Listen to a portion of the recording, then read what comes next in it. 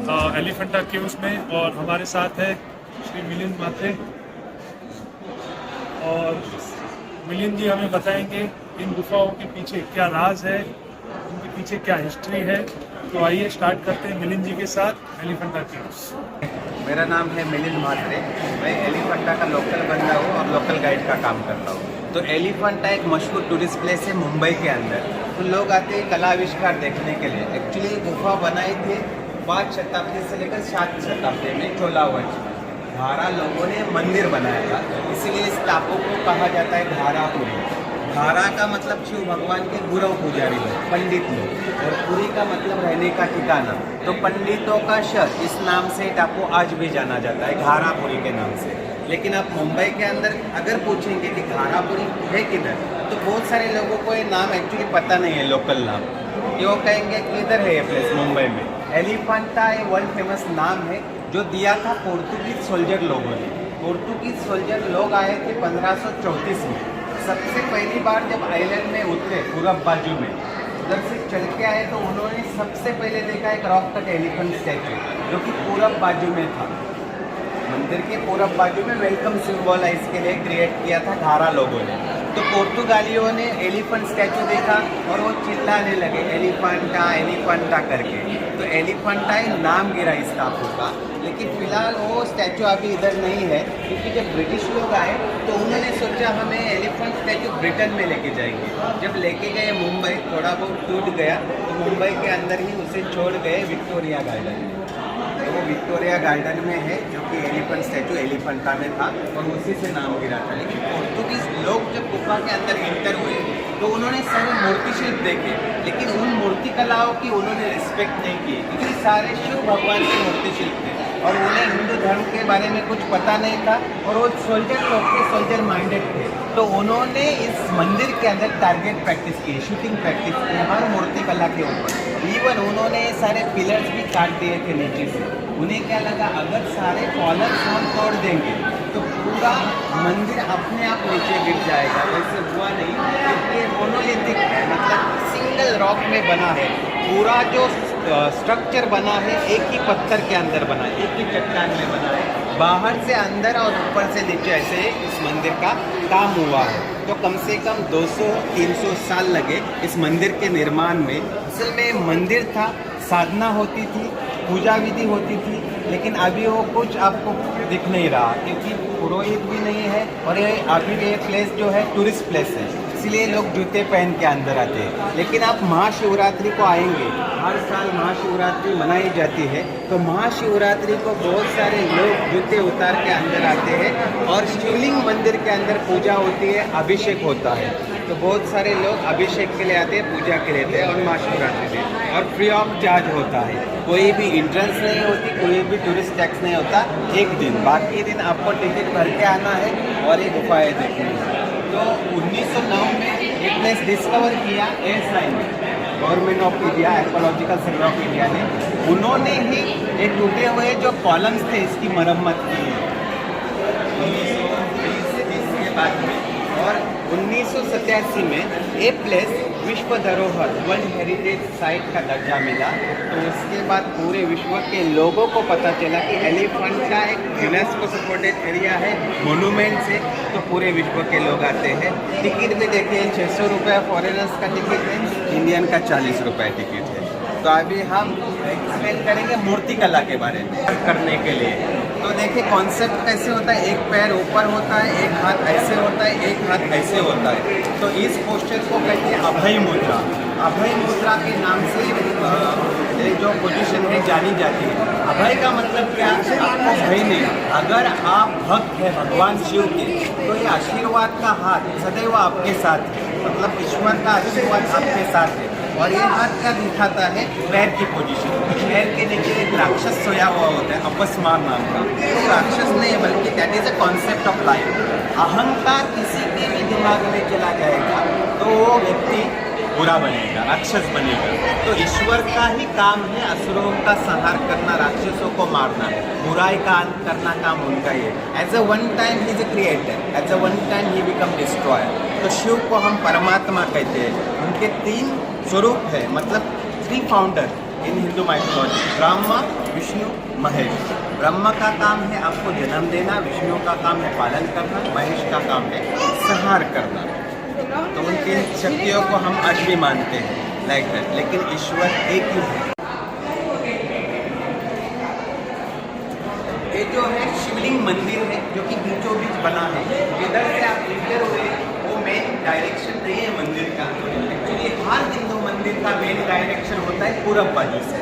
तो उधर से ही मेन एंट्री की मंदिर की, जो कि खुली है, लेकिन टूरिस्ट की एंट्री उधर से नहीं क्रिएट की। टूरिस्ट खाली इधर से आते हैं। नेक्स्ट ईयर वो खुल रही है, may be they create exit, इधर से एंट्री उधर से एग्जिट, बाकी की गुफाएं देखने के लिए। लेकिन हम जब जाएंगे ऐसे घूम के उधर सेंटर में, तो आपको उधर सेंटर से शिवलिंग सामने दिखेगा। ऐसे हर मंदिर की रचना होती है। और उधर एक नंदी का स्टैचू भी था। नंदी नहीं है लेकिन सर्कल है, स्टैंड ऑफ नंदी उधर है। उसके ऊपर नंदी का स्टैचू था, वो टाइम की वजह से टूट गया। लेकिन हम बाद में जाएंगे उधर और देखेंगे कि किस तरह ये मंदिर बना था, किस तरह रचना की थी। एक्चुअली वो लोग साधना करते थे मंदिर के अंदर। तो देखिए शिवलिंग बनाया है, शिवलिंग की पूजा करते हैं, मूर्तिकला की पूजा नहीं होती। शंकर के मूर्ति से एग्रेसिव फॉर्म है, तो एग्रेसिव फॉर्म्स के लिए आप पूजा करेंगे तो मेरी वाइब्रेशन आपके अंदर आ जाएगी। देखिए बीचों में शिवलिंग है, 4 द्वार है, कोई भी दिशा से आप एंटर नहीं कर सकते।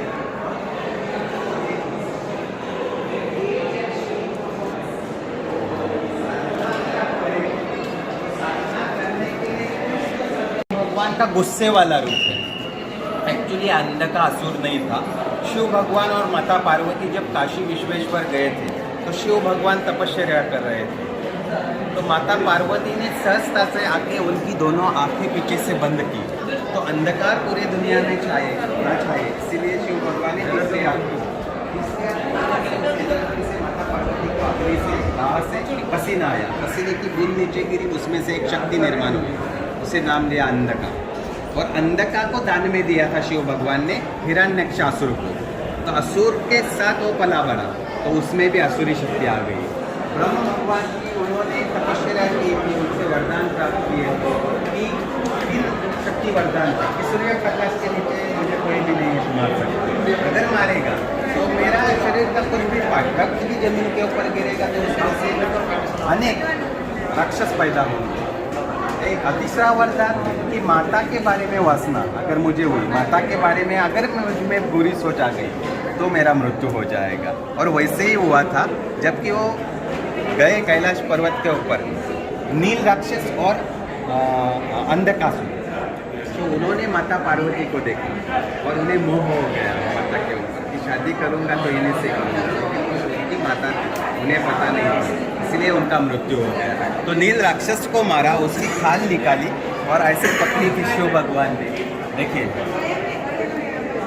ये जो है ये एलिफेंट है ना, that is skin of elephant, मतलब नील राक्षस की स्किन वो निकाल के दोनों हाथ में पकड़ी थी और उसके नीचे अंधकासुर, ताकि सूरज की किरणें इसके नीचे ना आए और इसे मारने में सफलता हुई। तो ये रौद्र रूप है शिव भगवान का, गुस्से वाला रूप। गुस्सा साफ साफ नजर आता है ना। उनके मुकुट में स्कल है, देखिए इंसानी खोपड़ी, स्कल सिंबलाइज ईवल। ये मुंडमाला है, ये मुंडमाला है स्कल नेकलेस।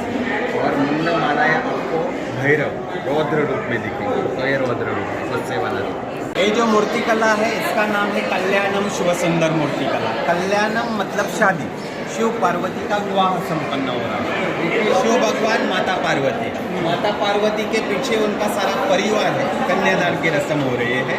देखिए भाई के हाथ में कन्यादान कलश है। तो माता पार्वती उनके परिवार के साथ खड़ी है क्योंकि शादी हो रही है। शादी के बाद वो लेफ्ट बाजू में जाएंगे ना, पोजीशन विल बी चेंज। हम लोग वो रूल्स फॉलो करते हैं आज भी। तो 1400 साल पहले मंदिर बना था, उन्होंने भी वो रूल्स फॉलो किए थे, इसलिए उन्होंने रूल्स क्रिएट किए ना, वो दिखाया है इस मूर्तिकला में। तो देखिए शादी हो रही है और शादी में सारे लोग आए थे शिव पार्वती, जैसे देवी देवता है, गंधर्व अप्सरा आए, ब्रह्म भगवान, विष्णु भगवान, सारे लोग आए आशीर्वाद देने के लिए। ये ट्रेडिशनल मैरिज है और उन्हीं से ही शुरुआत हुई थी ट्रेडिशनल मैरिज। तो आज भी बहुत सारे लोग वो रूल्स फॉलो करते हैं, सप्तपदी कन्यादान ये रोज शादी में फॉलो होते हैं। We should give respect. ये जो मूर्ति कला है, इस मूर्ति कला का नाम है गंगाधर शिव।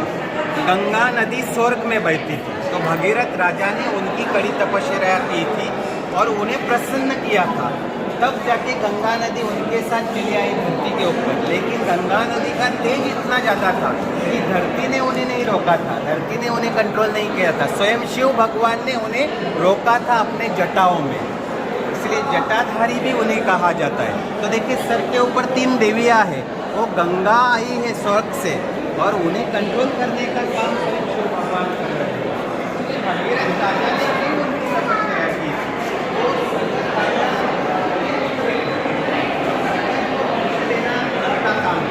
जो कि श्रापित थे। कपिल मुनि ने उन्हें श्राप दिया था, उनकी राख बना दी थी। और उन्हें जब ये बात पता चली कि इन्हें मोक्ष देने के लिए मुझे गंगा को लेके आना है स्वर्ग से, जब गंगा के पवन पानी से ये राख धुल जाएगी तो ही उन्हें मोक्ष मिलेगा, इसलिए उन्होंने कड़ी तपस्या की थी गंगा नदी की। तब जाके गंगा नदी आई थी प्रसन्न होकर उनके साथ, और इसीलिए गंगा नदी को भागीरथी भी कहा जाता है, क्योंकि भागीरथ ही लेके आए थे उन्हें। ये जो मूर्ति शिल्प है इसका नाम है त्रिमूर्ति, नहीं तो सदाशिव मूर्ति कला भी कहा जाता है। सदाशिव मतलब क्या है? सारे शिव, सारे शिव। हम लोग कहते हैं ब्रह्म विष्णु महेश। तो देखिए ब्रह्म विष्णु महेश, ब्रह्म भगवान के हाथ में है कमल फूल, सेंटर में है अमृत कलश और एक आशीर्वाद का ब्लेसिंग हैंड भी है, और एक कोबरा है स्नेक, साइन ऑफ डिस्ट्रक्शन। तो देखिए पहला चेहरा जो है छोटे बच्चे की तरह नजर आता है, सेंटर का यूथ ईयर, लास्ट का age old. 3 stage of life, पहले आप छोटे बच्चे थे, उसके बाद जवानी, उसके बाद बुढ़ापा। Like GOD God, G for generator, O for operator, D for destroyer. All over Maharashtra में आप किधर भी जाएंगे तो यही लोगो नजर आएंगे, और वो एलिफेंटा के अंदर है, ना कि और किसी जगह। हम लोग गॉड नहीं बोलते, हम लोग बोलते हैं भगवान। तो भगवान का मतलब क्या है? पंचभूतत्व, व भूमि, ग गगन, वा वायु, अ अग्नि, न नीर। तो एक कॉन्सेप्ट मतलब एक्चुअली इनके प्राकृत में, संस्कृत में नाम है वामदेव तत्पुरुष अघोर। वामदेव का मतलब उमा भी होता है, शक्ति, जो कि आपको जन्म देने का काम करती है। So that is the concept of शक्ति, उमा। सेंटर का तत्पुरुष, लास्ट का अघोर। तो देखिए थोड़ा अलग ही फेस है लास्ट का, एजेड, मस्त चेस्ट, स्ट्रॉन्ग बियर्ड। ये जो मूर्ति शिल्प है इसका नाम है अर्धनारी नटेश्वर। अर्धनारी का मतलब है आधा शक्ति का और आधा पुरुष का। देखिए माता पार्वती के हाथ में है आईना, क्योंकि माता श्रृंगार कर रही है। ये उनकी सेविकाएं हैं, इनके हाथ में ज्वेलरी बॉक्स है, श्रृंगार का सामान इसके अंदर रखा है। तो एक एक करके ज्वेलरी माता को दे रहे हैं और माता निहार रही है उनका चेहरा आईने में, और एक एक करके श्रृंगार कर रही है कि मैं अच्छी दिखूं, मैं सुंदर दिखूं, इसीलिए उन्होंने आईना हाथ में पकड़ा है। शिव भगवान के हाथ में है सांप, स्नेक। ये नंदी है उनके रक्षक, उनके वाहक। एक्चुअली अर्धनारी ईश्वर अवतार हुआ था उनके भक्त के लिए, जैसे कि उनके ऐसे बहुत सारे भक्त थे, खाली शिव की पूजा करते थे, शक्ति की पूजा नहीं करते थे। उसमें एक सर्वश्रेष्ठ भक्त का नाम आता है महर्षि भृंगी। तो भृंगी महर्षि का व्रत होता था एवरीडे वर्शिप फॉर शिव, रोज पूजा करना, रोज आराधना करना, उनकी परिक्रमा करना। तो उनकी परीक्षा लेने की कोशिश की शिव पार्वती जी, शिव शक्ति ने। तो जब ये अवतार हुआ तो उन्होंने क्या किए, पंछी बने, सांप बने, तो परिक्रमा पूरी हुई। लेकिन जब ये बैठे जमीन के ऊपर तो अभी भृंगी परिक्रमा कैसे करेगा? तो उन्होंने क्या किया, भृंगा बने, भौरा बने, मतलब हनी बी बोलते हैं ना, वो बने और बीच से काटने लगे ताकि शिव की परिक्रमा हो, शक्ति की ना हो। लेकिन शिव भगवान ने बार बार उसे समझाने का प्रयास किया कि अरे हर अंश में शक्ति होती है, चाहे एक उंगली की भी परिक्रमा करेंगे तो उसमें भी शक्ति है, क्योंकि इंसान जो बना है शिव शक्ति से बना है, ना कि किसी एक चीज़ से बना है। तो आपके अंदर भी शक्ति है, और आपको उनकी पूजा करनी चाहिए, क्योंकि किसी शक्ति ने ही आपको जन्म दिया है, ना कि आप ऐसे ही पैदा हुए हैं। फिर भी वो नहीं बदले, खाली शिव और शिव। इसलिए शक्ति को गुस्सा आया उनके ऊपर, तो उन्होंने उनकी ताकत उनके शरीर से निकाल ली। नहीं, मेरे ताकत के बिना आप रहेंगे आगे। तो वो क्या बने? कंकाल, स्केलेटन। तो स्केलेटन की पूजा नहीं होती, लेकिन वो भक्त थे शिव भगवान के, इसीलिए उन्होंने उन्हें भी चरणों में स्थान दिया, उन्होंने भी अपने पास उन्हें स्थान दिया। तो कुछ कुछ कॉन्सेप्ट ऐसे भी है शिव पार्वती के, शिव भगवान के, कि उनके पास, शिव भगवान के पास कंकाल स्वरूपी मानव भी होते हैं, उनके भक्त थे, इसीलिए उन्हें स्थान दिया। कॉन्सेप्ट वही दर्शाते। एक्चुअली नंदी का स्टैचू उस सर्कल के ऊपर था, उधर से मेन एंट्री थी, उधर से ही लोग आते थे, मंदिर के अंदर एंटर होते थे। पीछे देखिए शिवलिंग है सामने, नंदी के सामने से भी आप देखेंगे ना तो आपको शिवलिंग नजर आएगा। ऐसा कॉन्सेप्ट था, इधर साधना होती थी, ये सब वो गड़बड़ हुआ पूजा पाठ के लिए सब।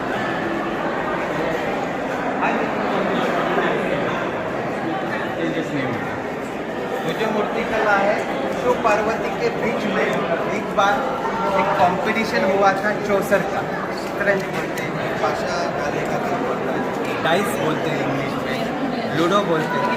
तो एक गेम है, that is the game of dice, ludo. तो खेल रहे हैं, खेल में शिव भगवान जानबूझकर हारे थे माता पार्वती के लिए, लेकिन माता पार्वती को गुस्सा आया उनके ऊपर कि आपने रूल्स फॉलो नहीं किए। माता पार्वती ने रूल्स बनाए, तो रूल्स बनने के बाद माता पार्वती ही जीती, सब कुछ जीते, शिव भगवान सब कुछ हार गए, कैलाश पर्वत पे हार गए। उन्हें गुस्सा आया, गुस्से में वो चले गए गुस्से से दूसरी जगह। तो कार्तिकेय को उन्हें समझाने के लिए वापस भेजा माता पार्वती ने। तो कार्तिकेय गए, उन्हें मना के लेके आए। तब क्या हुआ, उन्होंने कपट किया, विष्णु भगवान विष्णु भगवान पासे बने देखने के। नारद मुनि मतलब बताने के लिए बैठे उधर कि ये कैसा खेलना है, क्या खेलना है। तब पासे उन्होंने बदल के शिव भगवान को ही जिताया। तो माता पार्वती ने उन्हें श्राप दिया, उन तीनों को, कि कार्तिकेय को ये श्राप मिला कि आप बाल मुद्रा में ही सब जगह दिखेंगे। विष्णु भगवान को ये श्राप मिला कि कितने भी चाहिए आप रोक लीजिए, आप मतलब स्त्री शक्ति से वंचित रहेंगे। और नारद मुनि को ये श्राप मिला कि आप भटकते ही रहेंगे, एक जगह स्थिर नहीं रहेंगे, लाइक दैट। लेकिन एक कंपटीशन है, इसमें हार और जीत भी आती है। Actually they try to explain. इस मूर्तिकला का नाम है रावण अनुग्रह। रावण को भी घमंड हो गया था उनके शक्ति के ऊपर, तो गुस्से में उन्होंने कैलाश पर्वत भी उठाया था। सोचा कि मैं मेरे भगवान को मेरे साथ पर्वत के साथ ही लेके जाऊंगा श्रीलंका। लेकिन जब उन्होंने कृत्य किया तो सारा ब्रह्मांड डर गया कि ये रावण क्या अनर्थ करने जा रहा है। तो उसे रोकने के लिए स्वयं शिव भगवान ने अपने अंगूठे की सहायता ली थी, पर्वत को नीचे दबाया था। इतनी तेजी के साथ पर्वत नीचे आया कि उसके नीचे रावण ट्रैप हो गए थे। उनका अहंकार एक्चुअली टूट गया था। तो इन्हें समझ में आया कि क्या ताकत है ईश्वर की। एक्चुअली वो भक्त ही थे शिव भगवान के, सबसे बड़े भक्त। तो इतना पेनफुल टाइम था, पीड़ा हो रही थी, कष्ट हो रहे थे, वो रो रहे थे, फिर भी वो मतलब पीड़ा सहन करके शिव की भक्ति करना कब किया। भक्ति उनकी चल रही थी, मंत्र उच्चारण चल रहा था, और शिव तांडव स्रोत भी उन्होंने निर्माण किया।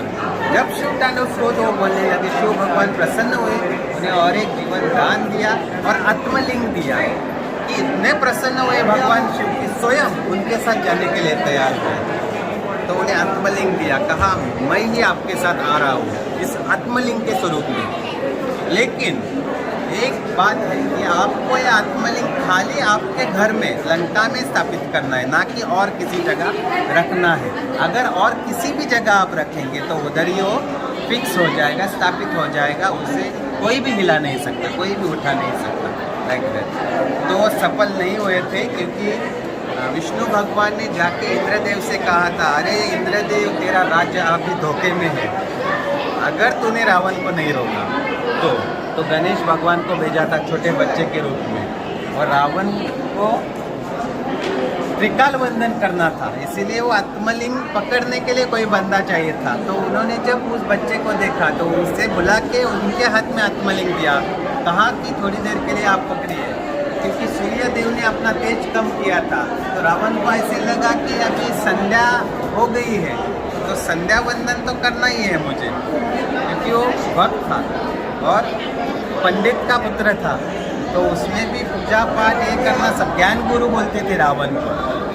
तो उन्होंने पूजा करने के लिए वो वैसे आत्मलिंग दिया था गणेश के हाथ में, लेकिन गणेश भगवान ने कहा अगर आपको आने में देरी हुई तो मैं इधर ही उसे रख के चला जाऊंगा, मैं 3 आवाज़ आपको दूंगा।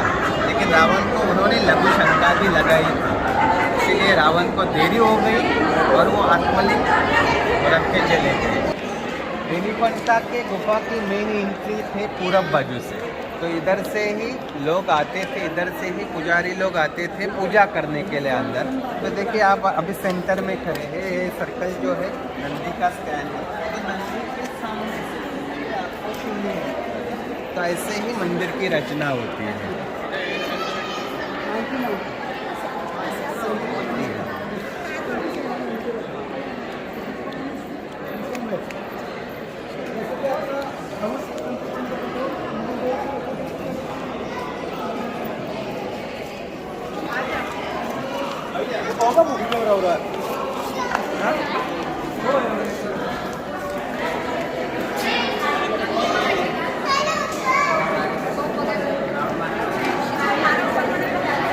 देखिए इधर भी शिवलिंग है।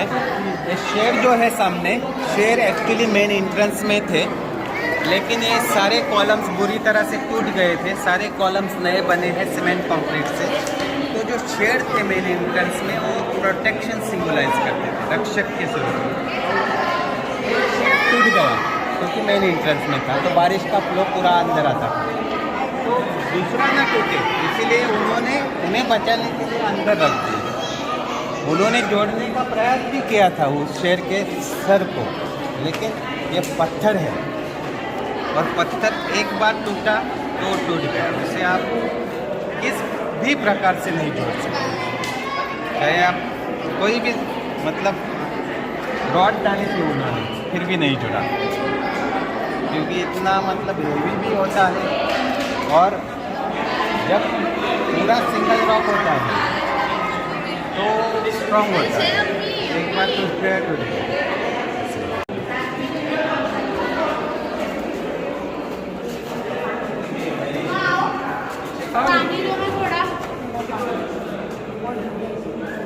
तो मेन ये मंदिर की एंट्रेंस है पूरब बाजू में, और एंट्री से आप जब अंदर आएंगे तो आपको सबसे पहले मूर्तिकला जो दिखाई देगी वो गणेश भगवान। तो उन्होंने भी श्री गणेशा किया था अपने काम की शुरुआत के लिए। उनका एक नाम है विघ्नहार्ता, हर विघ्न को हरने वाले। तो आगे हमारे काम में कोई विघ्न ना आए, इसीलिए उन्होंने विघ्नहार्ता की मूर्तिकला बनाई, उनकी पूजा की और श्री गणेशा से शुरुआत की काम की, और इतना बड़ा काम उन्होंने किया जो कि आज पूरी दुनिया देख रही है। ये सारी जो मूर्तिकलाएँ हैं वो अष्टमाता की है। अष्टमाता मतलब कृतिका माता, कार्तिकेय का जिन्होंने पालन पोषण किया था वो ये अष्टमाता है। देखिए पीछे कार्तिकेय है, कार्तिकेय योद्धा सब सेनापति के देवताओं के, तो गणेश और कार्तिकेय पार्वती के दो सारी शक्तियाँ हैं, सारे देवताओं की शक्तियाँ ताकत। जो लास्ट मूर्तिकला है ये है आदि योगी शिव, शिव भगवान का साधना वाला स्वरूप। देखिए शिव भगवान कमल फूल के ऊपर बैठे हुए हैं और साधना कर रहे हैं। ये जो है स्टैंड है कमल फूल की डंडी, और दोनों तरफ जो है नागराज कॉन्सेप्ट, रक्षक, मतलब उन्हें प्रोटेक्ट करने के लिए भी। अगर आप नागराज को देखेंगे, स्नेक देखेंगे, तो आप डिस्टर्ब करने जाएंगे क्या? नहीं जाएंगे, डरेंगे कि उधर स्नेक है, हम कैसे जाएंगे, तो इजीली कोई भी नहीं जाएगा। तो बेस्ट प्रोटेक्टर माने जाते हैं, तो बेस्ट प्रोटेक्टर है उनके नीचे, मतलब फ्लावर के नीचे, और शिव भगवान ऊपर बैठ के साधना कर रहे हैं। इसे पद्मासन मूर्ति कला कहा जाता है। देखिए क्रॉस लेग पोजिशन।